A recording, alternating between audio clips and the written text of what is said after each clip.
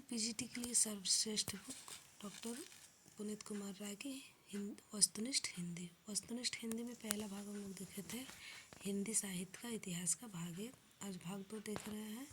तो भाग 2 में हिंदी साहित्य के इतिहास लेखन का सबसे पहला प्रयास किसने किया था पूछा गया, तो गारसद तासी।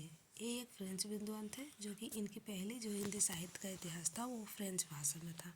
तासी के इतिहास ग्रंथ की विशेषता है हिंदी और उर्दू के अनेक कवियों का वर्णानुक्रम विवरण प्रस्तुत करना।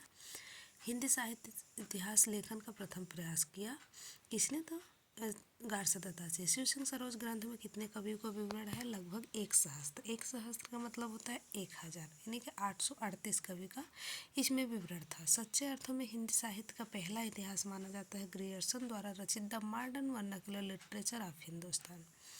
लेखक और कवियों का कालक्रमानुसार वर्गीकरण करने का सर्वप्रथम प्रयास किसने किया था, तो जॉर्ज ग्रियर्सन। तो इसमें पूछा गया तो कालक्रम के आधार पर जॉर्ज ग्रियर्सन, जबकि वर्णानुक्रम के आधार पर तो गारसद तासी पहले प्रयास किया था। ग्रियर्सन के इतिहास की विशेषता है लेखक एवं कवियों का कालक्रमानुसार वर्गीकरण। हिंदी साहित्य का भाषा की दृष्टि से क्षेत्र निर्धारण करते हुए संस्कृत, प्राकृतिक एवं अरबी फारसी मिश्रित उर्दू को उससे पृथक करना। अपने ग्रंथ के आधार स्रोतों का उल्लेख करते हुए तटस्थता, प्रामाणिकता एवं ईमानदारी का परिचय देना। ग्रंथ का कालखंडों में विभाजन तथा प्रत्येक अध्याय काल विशेष का सूचक। विभिन्न युगों की काव्य प्रवृत्तियों की व्याख्या एवं उनसे संबंधित सांस्कृतिक परिस्थितियों और प्रेरणा स्रोतों का उद्घाटन। हिंदी साहित्य के विकास क्रम का निर्धारण चारण काव्य, धार्मिक काव्य, प्रेम काव्य, दरबारी काव्य के रूप में करना। 13वीं सदी से 17वीं सदी के युग में भक्ति काल को हिंदी काव्य का स्वर्ण युग मानना, यानी कि पूछा जाता है कि इस भक्ति काल को स्वर्ण युग की संज्ञा किसने प्रदान की थी, तो जॉर्ज ग्रियर्सन ने। भक्ति काल को हिंदी काव्य का स्वर्ण युग सर्वप्रथम किसने कहा, जॉर्ज ग्रियर्सन। मिश्र बंधु विनोद में मिश्र बंधुओं ने कितने कवियों का विवरण दिया है, तो लगभग 5000, यानी कि 4591 कवि। मिश्र बंधु विनोद का प्रमुख वैशिष्ट्य क्या था, वैशिष्ट्य इनका था यानी कि विषय कवियों के विवरण के साथ साथ साहित्य के विविध अंगों पर प्रकाश डालना, अनेक अज्ञात कवियों के साहित्यिक महत्व को स्पष्ट करने का प्रयास करना, कवियों का सापेक्षिक महत्व निर्धारित करते हेतु उनकी श्रेणियां बनाना। साहित्य को जनता की चित्तवृत्ति का संचित प्रतिबिंब किसने कहा है, आचार्य रामचंद्र शुक्ल ने। पूरे भक्ति काल को 4 भागों में या शाखाओं में बांटकर उसे शुद्ध दार्शनिक एवं धार्मिक आधार किसने प्रतिष्ठित किया, तो आचार्य रामचंद्र शुक्ल ने। आचार्य रामचंद्र शुक्ल ने भक्ति काल को दार्शनिक एवं धार्मिक आधार पर 4 भागों में बांटा है, जिसको बोलते हैं निर्गुण धारा और सगुण धारा। तो निर्गुण धारा में ज्ञानाश्रय शाखा व प्रेमाश्रय शाखा था, जबकि सगुण धारा में राम भक्ति शाखा व कृष्ण भक्ति शाखा था। आचार्य शुक्ल के इतिहास की प्रमुख विशेषता है कवियों और साहित्यकारों का जीवन चरित्र संबंधी इतिवृत्ति के स्थान पर उनकी रचनाओं का साहित्य का मूल्यांकन करना।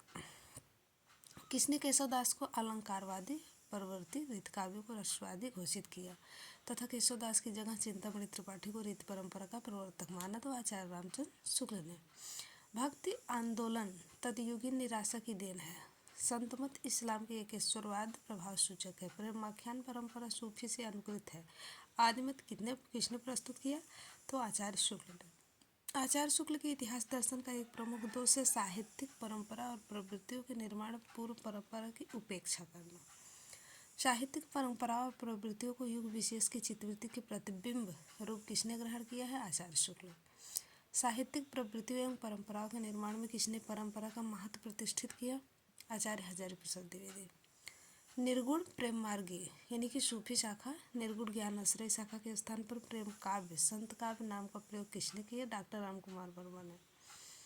डॉक्टर धीरेन्द्र वर्मा ने हिंदी साहित्य नामक ग्रंथ का संपादन किया। इसमें संपूर्ण हिंदी साहित्य को 3 कालों आदिकाल, मध्यकाल एवं आधुनिक काल में विभक्त किया गया। राष्ट्रकाव्य परंपरा जैसी नई काव्य परंपरा को स्थापित किया गया। आचार्य शुक्ल द्वारा काल विभाजन एवं नामकरण। आचार्य शुक्ल द्वारा काल विभाजन एवं नामकरण प्रमुख पूछे जाते हैं, तो इसमें है आदिकाल। आदिकाल को आचार्य शुक्ल ने वीरगाथा काल कहा। इसका समय 1050 से 1375 ईस्वी तक रहा। पूर्व मध्यकाल को भक्ति काल कहा आचार्य रामचंद्र शुक्ल। इसका समय 1375 से 1700 तक चला। और उत्तर मध्यकाल को रीतकाल कहा। रीतकाल को समय जो निर्धारित किया गया 1700 से 1900 तक। आधुनिक काल का कहा गया गद्य काल। इसका संवत जो था 1900 से 1984 तक चला। डॉक्टर ग्रियर्सन द्वारा काल विभाजन। डॉक्टर ग्रियर्सन द्वारा काल विभाजन जो था वो पहला चारण काल, जो कि 700 से 1400 ईस्वी तक चला। 15वीं शताब्दी का धार्मिक पुनर्जागरण काल, मलिक मोहम्मद जासी का प्रेम काव्य, ब्रज का कृष्ण काव्य और मुगल दरबार, तुलसीदास रीत काव्य, तुलसीदास के अन्य प्रवृत्ति, 18वीं शताब्दी। ये क्या है, समय निर्धारण हुआ। जो कि कंपनी के शासन में हिंदुस्तान, महारानी में शासन हिंदुस्तान, विविध असत कवि। डॉक्टर रामकुमार वर्मा ने हिंदी साहित्य का आलोचनात्मक इतिहास लिखा। ये 693 ईस्वी से 1693 ईस्वी तक की कालावधि को लिया गया। इसमें साहित्य के इतिहास दर्शन को एक सुव्यवस्थित सिद्धांत के रूप में प्रतिष्ठित करने का श्रेय किसे जाता है, तो फ्रेंच विद्वान तेन को। आदिकाल का नामकरण, विभिन्न विद्वानों द्वारा आदिकाल का नामकरण, जो कि इसमें से एक या दो प्रश्न पूछे जाते हैं। तो चारण काल किसने कहा, ग्रियर्सन।